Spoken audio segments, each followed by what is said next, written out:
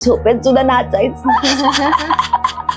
जे आयुष्यात कधी केलेलं नव्हतं. मी एकटी नव्हती रडणारी, प्लीज, सगळे रडत होते तिकडे. इव्हन आरबी रडायचा, विशाल एकटा बसून रडलेला आहे, त्याने किती सिंपती घेतली एकटा बसून. आणि शेवटी मी अनुश्रीला हरवलं, त्याचाही मला आनंद आहे. जेव्हा ती माझ्याबरोबर जे झालं मंटू पण, आणि जेव्हा ती माझ्याबरोबर जशी वागली, तेव्हा मला असं फील होत होतं की का ह्या पोरीने असं केलं. म्हणजे तर तिचं काय म्हणणं होतं, जे काय होईल ते बिग बॉसच्या घराचंच होईल. किती ते घराच्या बाहेर गेली, काय काय गेली, काय काय बोलली ती. त्याला तो जिंकला ना, तर त्याने ते असं केलं. ते जिंकण्याच्या भरात आहे ना, त्याने हा विचार नाही केला की माझ्याबरोबर 2 पोरी आहेत, बायका आहेत माझ्याबरोबर. त्या बघ, माझं म्हणणं एकच होतं, जर तू माझ्यावर प्रेम करतो ना, जशी आहे तसं तू मला स्वीकार, मी तू जसं आहे तसं स्वीकार. तुम्ही काम करा, मेहनत करा, सगळ्यात जास्त मोठं जे कोण असेल तो पैसा असतो. पैसा कमवा आणि पैशाने आपली नाती जपा. नमस्कार, मी मधुरा शिदे आणि कलाकृती मिळणार तुम्हा सगळ्यांचं मनापासून स्वागत आहे.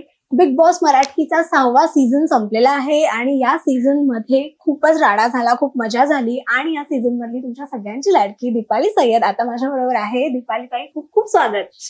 नमस्कार, कशी आहेस? एकदम छान आहे. कशी दिसते तुला? खूप छान दिसतेस, फ्रेश दिसतेस आणि आनंदी दिसतेस, जशी घरामध्ये होतीस तशी. जास्त ऍक्च्युली तुला सांगते, ते असं म्हणतात ना, वजन डोक्यावरून खाली ठेवतो, हलकं वाटतं, तसं मी निघाले तिथून. एकदम हलकं होऊन छान. म्हणजे तिथे पण 3 महिने पण मी मस्त होती, छान खेळ एकदम. आणि त्याच्यानंतरही अजून बरं वाटतंय, कारण खूप 3 महिने राहणं एवढं सोपं नव्हतं.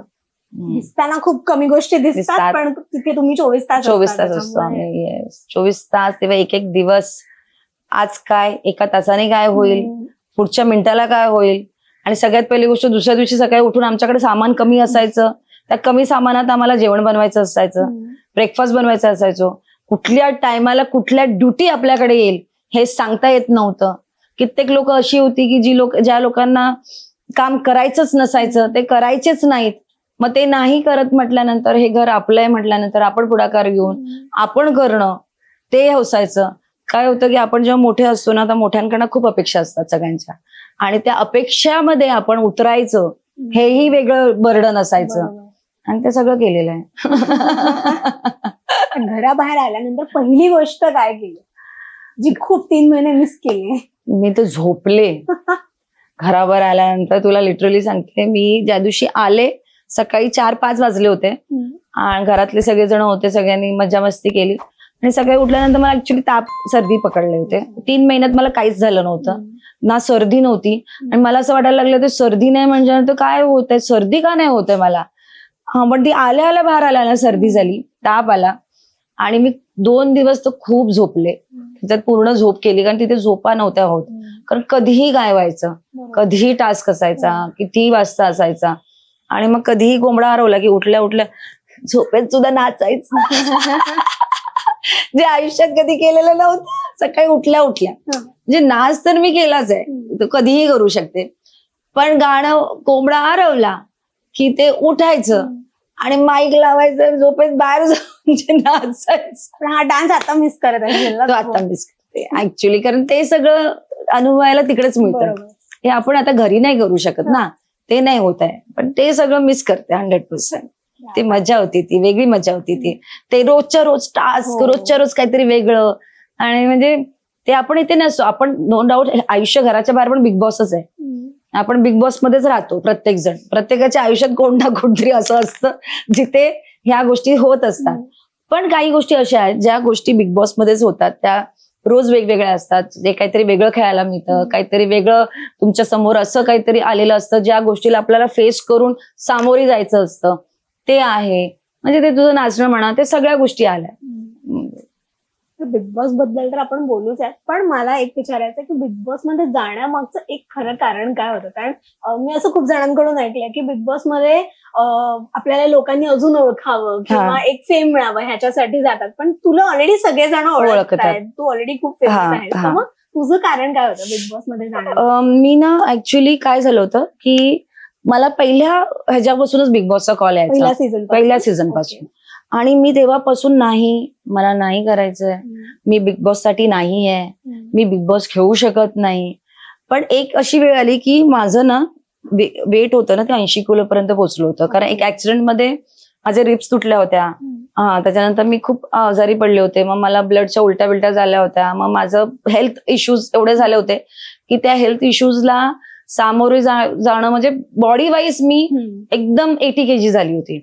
आणि मग नंतर ह्या मागच्या वर्षभरामध्ये ना मी स्वतःला कंट्रोल करत करत करत करत माझ्या 80 किलोला 65 वर आणलं होतं. सो मग मला असं वाटलं की मी हे जे ट्रान्सफर केलंय स्वतःला हे मी कसं दाखवू मी लोकांपर्यंत कशी येणार, लोकांना कसं कळणार माझी एवढी मेहनत हे जे मी केलंय ते. त्यामुळे मी जेव्हा यांच्याशी बोलली बिग बॉसशी म्हटलं की बघ मला ह्यासाठी यायचं की मी जे आहे मी जे ट्रान्सफर केलंय आणि माझ्या आयुष्यातल्या एक एक पडाव मी पार करत आले. आता मी पुढे पुढे चालले. यू नेव्हर नो आयुष्यात पुढे काय आणखीन काय होऊ शकतं. मार्केटमध्ये एवढ्या सगळ्या गोष्टी येत आहेत, कोण राहतंय कोण जातंय कोणाचं काहीतरी होत आहे. सो मला असं होतं की आपल्याकडे जर समोर एखादी गोष्ट आपल्याकडे येते आणि त्यात आपल्याला आपण स्वतःची परीक्षा घेऊ शकतो की बाबा मी हे पार करते म्हणजे मी अजून स्ट्रॉंग आहे, मी हे करू शकते तर मी अजून हे करू शकते. सो मला असं होतं की ते मी जर 100 दिवस पूर्ण केले तर मी माझी एक जर्नी एक म्हणजे ते पिशवी यादो की पोटली असते त्यात ठेवेन आणि ते सगळं मस्तपैकी बांधून ठेवेन. कारण पुढे पुढे जातात आता कधी ना कधी तर सगळ्यांना बाय बाय करायचंच आहे, कधी ना आज ना उद्या सगळ्यांनाच जायचंय.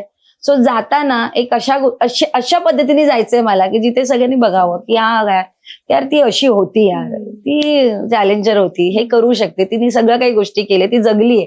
सो ते मला हवं होतं.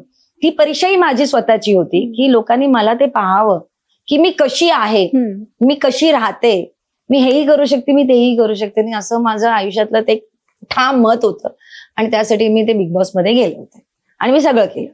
सो ते 100 दिवस मी जगले सुद्धा, मी खेळले सुद्धा, मी नाचले सुद्धा, मी भांडले सुद्धा, मी स्ट्रॅटेजी पण केली सुद्धा, मी सगळं केलं आणि रडले सुद्धा. त्याबद्दल आता मला विचारायचंच आहे की मध्ये मध्ये तुला खूप ते असं कंट्रोल नाही व्हायचं आणि किंवा भाऊच्या धक्क्यावरती सुद्धा जेव्हा रितेश सर बोलायचे काही किंवा काही सांगायचे तर पटकन डोळ्यामध्ये पाणी यायचं. खऱ्या आयुष्यामध्ये पण तशीच आहे ग मी. आहे मी इमोशनल खूप. ते काय तर सगळ्यांना तिकडे ते दिसलं ना सगळ्यांमध्ये, पण मी इमोशनल आहे. पण काय व्हायचं की कधी कधी असं व्हायचं की आपल्याला बोलायचं नसतं आणि आपण समोरच्याकडनं ती अपेक्षा नाही ठेवत की आपल्याला ही लोक अशी बोलू शकतात. तर मग मला ते बोलायचं पण आहे, त्यांना समजवायचं पण आहे आणि न भांडता, पण तिथे न भांडता कुठलीच गोष्ट होत नव्हती, व्हायचीच नाही. अगं घरच तसं आहे ना, ते भांडण नाही तर काय, ते भांडल्याशिवाय त्याचा एंडच नसायचा. मग ते भांडता भांडता एका टायमाला माझा तो बांध फुटायचा की तो एंड माझ्या रडण्यातच असायचा, कारण ते मला नको असायचं आणि ते व्हायचं ते आतूनच होतं ते. त्याला मी पण नंतर शेवटी बंद केलं होतं मी. आणि मी एकटी नव्हती रडणारी, प्लीज, सगळे रडत होते तिकडे, सगळेच रडायचे. अगं सगळेच. तू तन्वीला बघ, ती ही इतकी रडायची की एका टायमाला असं झालं होतं की मी घाबरली होती तिला रडताना बघून आणि मी तिला म्हटलं बाई नाही तू बरोबर आहेस, मीच चुकीची, आता नको हा विषय संपव. इतकी रडायची ती पण, सगळेच रडायचे, सगळेच. इव्हन आरबी रडायचा, विशाल एकटा बसून रडलेला आहे, त्याने किती सिंपती घेतली एकटा बसून. म्हणजे प्रत्येक जण आपापल्या ठिकाणी तिथे कुठे ना कुठेतरी ते घरच तसं होतं.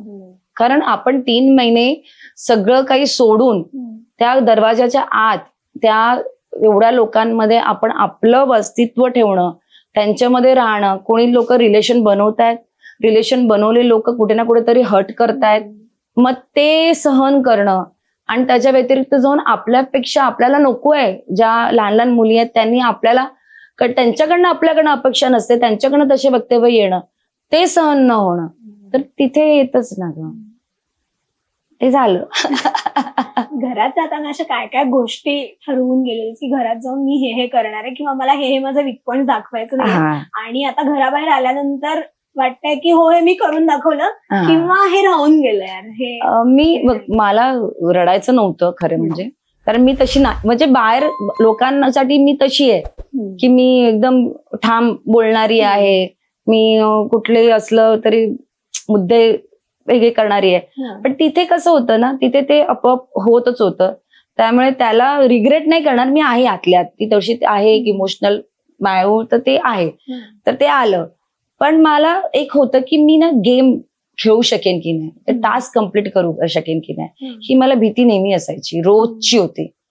तर ती मी कम्प्लीट केली. त्यामुळे त्याचाही आनंद मला खूप आहे की मी खेळू शकते. कारण माझे रिप्स तुटल्यानंतर ना मी खूप एक कुठेतरी ना ती आतमधनं एक हे झाली होती की मी पुन्हा तो शकेन की होऊ नाही. शकेन की नाही, मी तो डान्स करू शकेन की नाही, माझ्यामध्ये ते आहे की नाही अजून. सो ते मी सगळं केलं. आणि आता जी मी बाहेर पडली ना ती मी वेगळी दीपाली निघाली. आता मला त्या रिप्स तुटल्याची भीती नाहीये. आता मला त्याचं काहीच नाहीये की मी 3 महिन्यात मला कधीच ब्लड निघालेलं नाहीये. तर ती भीती मला आतमध्ये नेहमी असायची की मी हे करू शकेन. ही माझी परीक्षा होती, खरं सांगते मी तुला.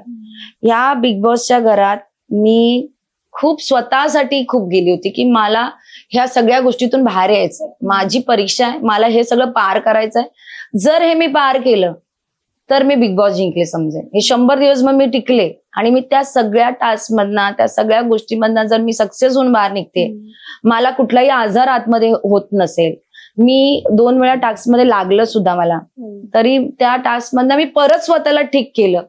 हेही सुद्धा माझ्यासाठी तेवढंच हे होतं स्ट्रॉंगनेस की मी ठीक होऊन परत खेळते. आणि शेवटी मी अनुश्रीला हरवलं त्याचाही मला आनंद आहे. म्हणजे मी माझ्या ज्या सगळ्या गोष्टी होत्या त्या गोष्टीला मी पार केल्या, त्याचा मला आनंद आहे.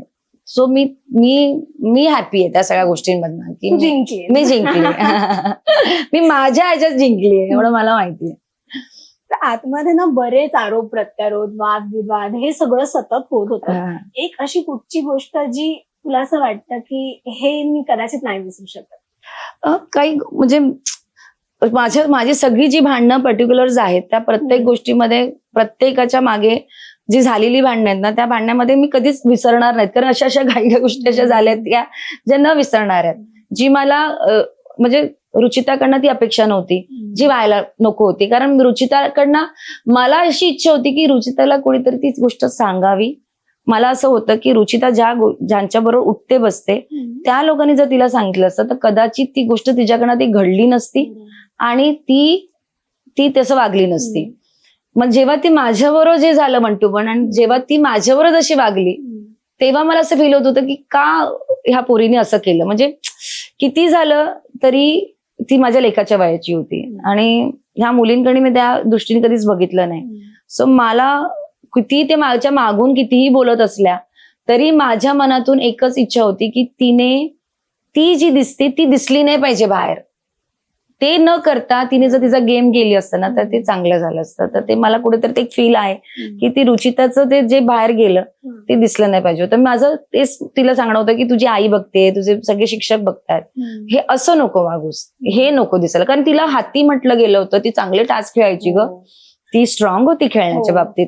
फक्त जर तोंड जर तिने कंट्रोल केलं असतं ना तर ती पुढे गेली असती. पण ती तिथे कुठेतरी तिने सगळं ते खराब केलं होतं. दुसरी राखी आली तर राखीच्या गेमसाठी राखीने एक वेगळं शस्त्र वापरलं आणि ते शस्त्र तिचं चुकीचं होतं. बेसिकली मी तिला समजलं होतं. तिला समजणारी व्यक्ती मीच होती. जे तिच्या मनात काय चाललंय काय नाही चाललंय तिला हे पण म्हटलं होतं की ती जर तू जेन्युअनली हे करतेस ना ते इथून गेल्यानंतर कर. तर तिचं काय म्हणणं होतं, जे काय होईल ते बिग बॉसच्या घरातच होईल. जर माझं राकेश बरोबर झालं तर ते बिग बॉसच्या घरातच होईल. तर माझं म्हणणं होतं की जर राकेशच्या मनातच नाहीये ती गोष्ट तर आपण त्या गोष्टीला फोर्स करून काय अर्थ आहे. म्हणून मी राकेशलाही म्हटलं होतं की राकेश तू बोल, तू सांग तिला तुझ्याकडनं नाहीये ते. असं नको व्हायला की मी सांगते म्हणून. माझं एकच होतं की बाई माझ्या काट्यामध्ये राखी येते आणि ती चुकीच्या पद्धतीने येते आणि ती आमचं तोडतीये. ती तिकडून इकडे येते आणि ती आम्हाला तोडणार आणि तोडलं तर मग आमचा काटा तुटणार आणि मग ते जे आम्ही काय इथपर्यंत आणलं शेवटच्या ह्याच्यामध्ये 3 व्यक्ती आम्ही काट्याच्या होतो. आम्ही 4 व्यक्तीने आम्ही काटा सुरू केला होता, त्या 3 व्यक्ती आम्ही काट्याच्या होतो. तर ते माझं ती स्ट्रॅटेजी पूर्ण खराब होत होती. त्यामुळे मी राखीला कधी येऊ दिलं नाही आणि त्याच्यामुळे मी राखीला दूर ठेवण्याचा प्रयत्न केला प्रत्येक वेळी. पण राखीने त्या गोष्टीचं एवढं पॉझिटिव्ह व्हायची ती की ती घराच्या बाहेर गेली, काय गेली, काय बोलली ती. ते 2 दिवस मी विसरू शकणार नाही कारण ते 2 दिवस गेले होते आमचे. कटकुट करून दाखवलंय त्यांनी पण आमचा तो पूर्ण 1 दिवस. दुसऱ्या दिवशी संध्याकाळी ती येऊन सॉरी म्हणाली. तर माझ्याही तोंडून गेलं होतं, तिलाही मी ती सॉरी म्हणाली कारण ते इतकं झालं होतं की त्याच्यामुळे मला बोलावं लागलं. बाकी राखीबद्दल माझं असं काही नाहीये. ते विसरणार नाही, पण एवढ्या लेवलला भांडण झालं होतं. आणि बाकी सगळ्या गोष्टी तर ठीकच आहेत. काही गोष्टी अशा आहेत ज्या गोष्टी मला कधी त्या दाखवल्या गेल्या नाहीत, मागूनच्या चुगल्या वगैरे.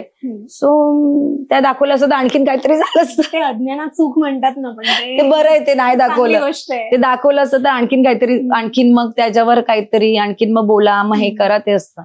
त्यामुळे ह्या 2 भांडणं तर मी विसरू शकत नाहीत, ते झालेली. टास्कच्या वेळेस तुझं आणि विशालचं पण एक भांडण. हा, खूप भयंकर होतं ते. त्याचेही खूप रील्स व्हायरल होत होते, त्यावरून लोक त्यालाही खूप ट्रोल करत होते. ते ना काय झालं होतं, विशालचं कसं होतं, विशाल हा माझा चांगला मित्र आहे बाहेरून, आम्ही एकत्र काम केलेलं. विशालचं कसं असायचं की विशाल माइंड त्याचा सेटअप होता, तो गेमच खेळायला आलेला. तो डे 1 पासून तो जो बनवत गेला होता ना स्ट्रॅटेजी, असं करायचं असं करायचं, आणि त्याला ना ते एक माहिती होतं की मी असं करणार, त्याच्याकडे हा हुनर आहे, असं करून त्यांनी ह्याला काढलं, त्याला असं करत करत प्रत्येकाला काढत चालला होता तो. आणि ते दिसत होतं आम्हाला, त्याच्यामुळेच मी ती काटा बनवू शकली. आणि एक गेम असा आला होता, त्याला मध्ये मध्ये मध्ये काही कोणी जिंकलं की हा जर जिंकत नसेल ना, तर त्याला कुठेतरी ते व्हायचं की मी जिंकत नाहीये, मला जिंकलं पाहिजे. कारण शेवटी बघ, ज्याच्यात जो एक असतं ना की मी जर डान्स चांगला करते आणि मी डान्स चांगलं करत असताना माझ्या ठिकाणी जर दुसरं कोणी ते जिंकलं, तर मी हॅपीली म्हणेन की तू चांगलं दिसलं, नाही मनात वाटणार ना की अरे यार, ही तर माझ्यामधली आर्ट आहे, ह्याच्यात मी कशी नाही जिंकली, मला का नाही आलं.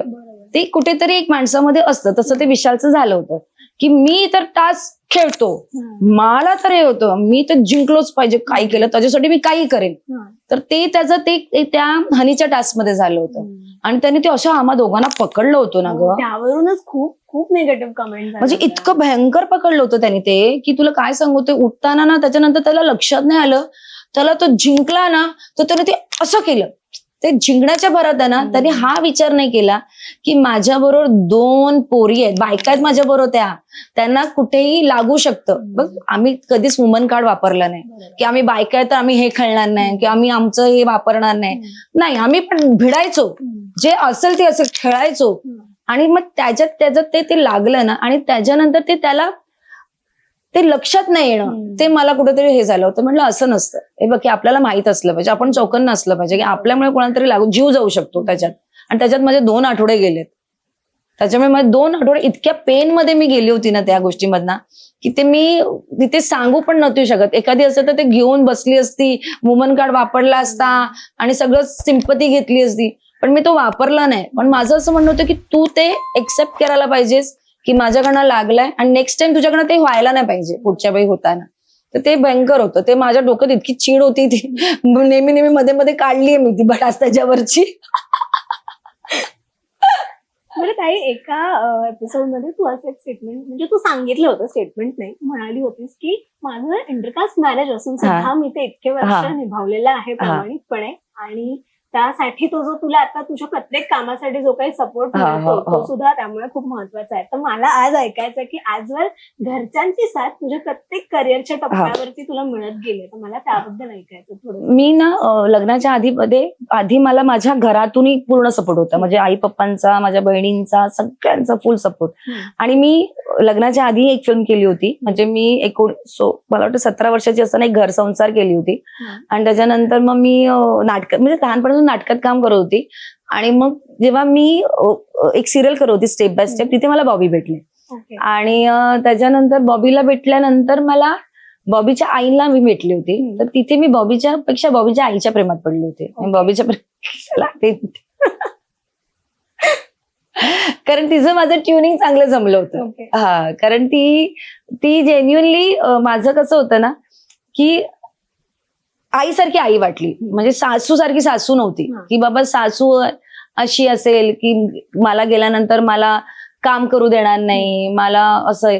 तर तिने मला तो छान हात पकडला माझा, आणि तो हात तिने, म्हणजे तिला जेन्युअनली ती शेवटपर्यंत म्हणत होती की माझा मुलगा माझी सून होती. म्हणजे ती इतकं माझं तिच्याशी चांगलं होतं. म्हणजे माझ्या 40 दिवसाचं माझं बाळ होतं तेव्हा माझे सासरे वारले. तेव्हा मग मी माझ्या सासूंना कधीच किचन मी तिच्याकडनं काढून नाही घेतला. आजही टील तर ती आतापर्यंत होती तोपर्यंत किचन तीच हँडल करायची, तिच्या हातातच ठेवलं होतं. तिला कधी तसं मी वागून दिलं नाही की तू आता ह्या घरावर म्हणजे सुनेचा अधिकार आहे असं कधी मुलीसारखंच वागवलं राहिली मी तिच्याबरोबर. आणि ते आमच्या दोघींचं ते बॉन्डिंग होतं ना, ते पूर्ण थ्रूआउट आमच्या या 26 वर्षाच्या प्रवासात आहे. म्हणजे तिच्यामुळे कधी कधी बघ काय म्हणतात ना, जॉईंट फॅमिलीचे फायदे खूप असतात. जिथे जॉईंट फॅमिली असते तिथे तुम्ही तुमचं करिअरही करू शकता, तुम्हाला घरातले सपोर्टही करतात. जर स्त्रीने स्त्रीला सपोर्ट केलं ना तर ती मुली पण तिचं करिअर बनवू शकते. आणि ते आज ते माझ्या घरात झालेलं आहे. त्यामुळे माझ्या सासूने मला सपोर्ट केला करिअरसाठी. म्हणजे कुठेही मी गेली, कुठल्याही कामाला गेले, मी शूटिंगला गेली तरी मी रात्री आल्यानंतर ती मला जर तिचा एक कॉल असायचा, तू काय खाणार आहे म्हणून. म्हणजे हा जो फोन कॉल असायचा ना तो खूप काही देऊन जायचा. त्यामुळे मीही तेवढं जेन्युनली तिच्यासाठी तेवढं प्रेम केलं की नाही, म्हणजे आमच्या दोघांचा खूप छान बॉन्ड होता. सासूने मला सपोर्ट केला म्हणून माझं मी करिअर करू शकले छानपैकी. माझ्या घरातून बाहेर जाणं किंवा मी कुठल्या पॉलिटिक्समध्ये करिअर करणं किंवा ह्याच्यात करिअर करणं. 50 फिल्म्स कम्प्लीट केल्यात मी. माझ्या फिल्मच्या शूटिंग्सला मी एक कधी 15 20 दिवस बाहेर असायची. त्याच्यामुळे मी ते सगळं ती नसती तर मी नसती करू शकली. कारण मग मला पूर्णपणे माझी जबाबदारी माझ्यावर आली असती. कारण माझ्याकडे लेक होता. मी 40व्या दिवशी त्याच्यानंतर मी फिल्म्स केल्या त्या सगळ्या. त्याच्यामुळे माझं करिअरच आफ्टर मॅरेज मी समजेन. आधीपासूनच मी करत होती पण लग्नानंतर आणखी एक बूम मिळालं की बाबा मला सपोर्ट होता घरच्यांचा आणि तो सपोर्ट इथपर्यंत घेऊन आला. त्यामुळे मला ते पण खूप फील झालं की मी शेवटच्या क्षणी मम्मी बरोबर नव्हते आणि मी तिला नेहमीच मम्मीच म्हटलंय, मॉमच हाक मारायची. आणि म्हणजे जायच्या आधी तिला हॉस्पिटलमध्ये घेऊन गेले होते. तिचं म्हणजे 2 महिन्यापासून तिचं चाललं होतं सगळं. तिचं सगळ्या गोष्टी करून हॉस्पिटलमधनं घेऊन येऊन तेव्हापर्यंत मी होकार नव्हता दिला मी चॅनलला की नाही. म्हणजे मी सांगितलं होतं की मी बघते म्हणून, जर ती घरी आली तरच येईल. मग तिने मग घरी आली, तिचं ती ठीक होती, असं वाटलं नव्हतं की ती जाईल म्हणून. आणि मग मी तिला विचारलं, ती हो म्हणाली. ओके. मग मी गेल्यानंतर काय झालं मलाच नाही कल्पना. ती भावी म्हणत होता की ती तुला शोधत होती. म्हटलं आता काय ते असं त्यांची खूप इच्छा होती की तू 100 दिवसांनी तिने मला मस्त व्हिडिओ दिला होता, छान, ऑल दी बेस्ट, ट्रॉफी लेके आना असं करून दिला होता तिने व्हिडिओ. त्यामुळे ते मी तिला श्रद्धांजली ती वाहिली की जे काही माझा 100 दिवसाचा प्रवास आहे तो तिच्या नावी हे केला, की जे काही मी केलं ते तिच्यासाठी दिलं म्हटलं. आणि असं हे बघ, मला असं वाटतं की प्रत्येक स्त्रीने ना स्त्रीचा आदर ठेवला पाहिजे. कोणी असू दे, कुठलंही रिलेशन असू दे, मग ते मैत्रीण असू दे, घरी आई असू दे, बहीण असू दे, सासू असू दे, नणंद असू, कोणी एकमेकांना जर रिस्पेक्ट एकमेकांचा ठेवला ना तर तुम्ही खूप चांगलं पुढे काहीही करू शकता. मग नंतर येतात पुरुष, मी तर सांगते पुरुष नंतर येतात. स्त्रीने स्त्रीला आदर नाही दिला मग काय बाकीचं नंतर. मग कसं असतं, पुरुषाला पण माहितीये की बाई माझी बायको माझ्या आईला सांभाळते, तो तिकडूनच रिलॅक्स होतो, माइंडने रिलॅक्स असतो की बाबा तिकडे चांगलं आहे, हे बॉन्डिंग तिकडे आहे. तर त्याला माहितीये की बाबा काही असू दे, ती माझ्या आईला माझ्या घरच्या लोकांना प्रेम देते ना. मग संपली. मग आमचं तुतुमेमे किती वेळा झालं ना तरी ते तुतुमेमे नंतर आमचं हे होऊन जायचं की शेवटी एंड त्यांचा चांगला व्हायचा, गोडच व्हायचा की नाही. आमचं बघ, घर म्हटल्यानंतर तिथे तंटे होणारच, भांडण होणारच, सोपं नसतं. 26 वर्ष एकमेकांबरोबर एका छताखाली काढणं सोपं नाही. इंटरकास्ट मॅरेज ऍट ऑल सोपं नाही, हे मी सांगते तुम्हाला, कारण मी अनुभवलं आहे. काय काय बदल जाणवले? नाही बदल असे बघ, मी तर तशीच राहिलीये, मी काही चेंज नाही केलं स्वतःला. बघ, माझं म्हणणं एकच होतं, जर तू माझ्यावर प्रेम करतो ना तर मी जशी आहे तसं तुला मला अपमान लागेल. म्हणजे जशी आहे तसं तू मला स्वीकार, मी तू जसं आहे तसं स्वीकारणार, ह्याच्यात मला हे नको. मग ते तसंच झालं, जशी आहे तसं स्वीकारलंय तर मग मी तुला जसं आहे तसं स्वीकारणार. कोणी कोणासाठी चेंज होऊ नका, तू माझ्यासाठी चेंज होऊ नकोस, मी तुझ्यासाठी चेंज होणार नाही. प्रेम करून लग्न केलंय ना, मग तू माझ्या आईला आई मान, मी तुझ्या आईला आई मानते, बस संपली गोष्ट. आणि ते आम्ही पाळलं, त्याच्यामुळे राहिलो. तर आता बिग बॉसच्या नंतरचे काय काय प्लॅन्स आहेत, काय काय गोष्टी मिस केल्या? डान्स किती मिस केलाय? खूप मिस केला ग, खूप. तिथे आधीमध्ये एक झलक आम्हाला मिळाली पाहायला. हा, खूप. कारण ती छान वाटली मला पण करताना, खूप मस्त वाटली. एकदम माझं फ्री वर्ड झाल्यासारखं वाटलं होतं मला. खूप म्हणजे एक आता म्हणजे मी आता फिल्म करते, आता त्याचं लॉन्चिंग करेन, माझं त्याचं हे करेन. त्याच्यामुळे आता एक एक एक एक गोष्टी येतील. आणि डान्स तर मला असं वाटायला लागलं की यार मी डान्स जगले, त्याच्यात मी खूप आनंदी राहते, तर त्याच्यासाठी पण मी काहीतरी वेगळं सुरू करेन की जेणेकरून ते पण जिवंत राहील शेवटच्या क्षणापर्यंत. सो तेही मला करायचंय. बाकी तर साड्या आहेतच, खूप काम लाईनअपला आहे माझ्या. आता एवढं आहे की ते काय काय सुरू करू, चांगली गोष्ट आहे. त्याच्यापासून आता मला हे आहे की इतकं बिझी आहे, डोकं एकदम फक्त आता ते कुठल्या गोष्टीने सुरुवात करायची आणि कशा पद्धतीने पुढे जायचं तसं आहे ते बस. त्यामुळे ते आता छान छान सुरू होणार एवढं माहितीये. बिग बॉसला तर मी थँक्यू म्हणेन, कारण बिग बॉसमुळे मी मला स्वतःला पुन्हा एकदा ती हे दीपाली कॉन्फिडन्स पुन्हा बिल्टअप झालाय की मी हे करू शकते. त्यामुळे बिग बॉसला मी मनापासून थँक्यू म्हणेन, चॅनलला थँक्यू म्हणेन की जो काही माझा प्रवास होता तो त्यांच्यामुळे महाराष्ट्रापर्यंत पोहोचला गेला. आणि सगळ्या महाराष्ट्राला पण थँक्यू म्हणेन की त्यांनी मला आतमध्ये ठेवलं, 100 दिवस मला बघितलंय. त्याच्यामुळे त्यांनाही मी थँक्यू म्हणेन. बिग बॉसच्या घरामधून बाहेर आल्यानंतर, म्हणजे आता तुम्ही तर 100 दिवस होतात, पण त्या आधी जे काही कॉन्टेस्टंट बाहेर आले तर त्यांनी ना खूप काय काय वेगवेगळ्या गोष्टी सांगितल्या आणि त्या सध्या खूप जास्त व्हायरल होत्या. तर नेमकं काय खरं मला ताई तुझ्याकडून ऐकायचं की खूप काय काय सांगितलं गेलं की तिथे हायजीन काही नव्हतं फॉलो केलं गेलं, तिथे खूप बऱ्याच गोष्टी झाल्या. काय नक्की काय? कसं असतं, बिग बॉस आपल्याला एक घर देतं, नवीन घर देतं. मग ते नवीन घर दिल्यानंतर ते आपण कसं ठेवायचं हे आपल्या हातात आहे. आता तिथे कोण कोण कुठून आलेली लोक होती, सगळी कुठून बाहेर आलेली सगळी होती. मग प्रत्येकांना समजून घेणं, त्यांच्याबरोबर राहणं आणि आपल्या फिटनेसवर पण सगळ्या गोष्टी होत्या की तुम्ही कशा आतमध्ये जातात. तर हायजेनिक हे मी पण किती गोष्टी साफ करायची, मला दिसलं नाहीये मी ठीक करायची, भांडी धुवायची, बाथरूम साफ करायची, मला बाथरूम नाही आवडलं मी बाथरूम साफ करायला जायची. असं नाही, ते सगळं दाखवत नव्हते पण आम्ही ते ठेवायचो. तर हायजेनिक अशी गोष्ट आहे बघ, हे आपल्या हातात होतं. ते असं आपण नाही सांगू शकत की ते हायजेनिक नव्हतं, सगळं हायजेनिक होतं. आमचा सेटच जंगलात होता, तर जंगलात असल्यामुळे कुठूनही काही येऊ शकतं. आपल्या घरात येतात का उंदीर, मग ते तिकडे बिग बॉसच्या घरात काय येणार ना, नॅचरल आहे ना. ते ठोकत यायचं, टुक टुक टुक टुक असा आवाज यायचा रात्री, talk talk talk talk talk talk talk. आम्हाला समजायचं की आता कोणतरी पार होत आहे, कोणतरी घरात येणार आहे, किंवा मग त्या भोगद्यामधून आपण पळून जायचं. असं आम्ही कितींदा करायचो माहिती, विचार करायचो. पण मग ते आम्ही सांगितलं की नंतर ते साफ व्हायचं. तिथे उंदरांसाठी ठेवलं गेलं होतं, असं काही नाही. पण मला नाही वाटत हायजेनिकचा विषय नव्हता. बाकी तर ठीकच होतं सगळं. प्रत्येक स्वतःवर होतं ग की तुम्ही कसं ठेवणार, काय ठेवणार. आणि कुठून लोक आली होती, कुठून पोरं आली होती, सगळी काही शहरातली नव्हती ना ग. प्रत्येकाची राहणी सगळी वेगवेगळी होती. आता मला कसं, मी गावागावात गेलेली आहे, मी प्रत्येकांना ओळखते, कोण कसं असतंय, कोण राहतंय, कोण काय. तर त्यांचं मला काही त्रास नाही झाला कोणाबरोबर. मी त्यांना समजून घेतलं. कोणी काय खाओ, कोणी काही फेको, कोणी काही करो, मी सगळं समजून घेतलं होतं.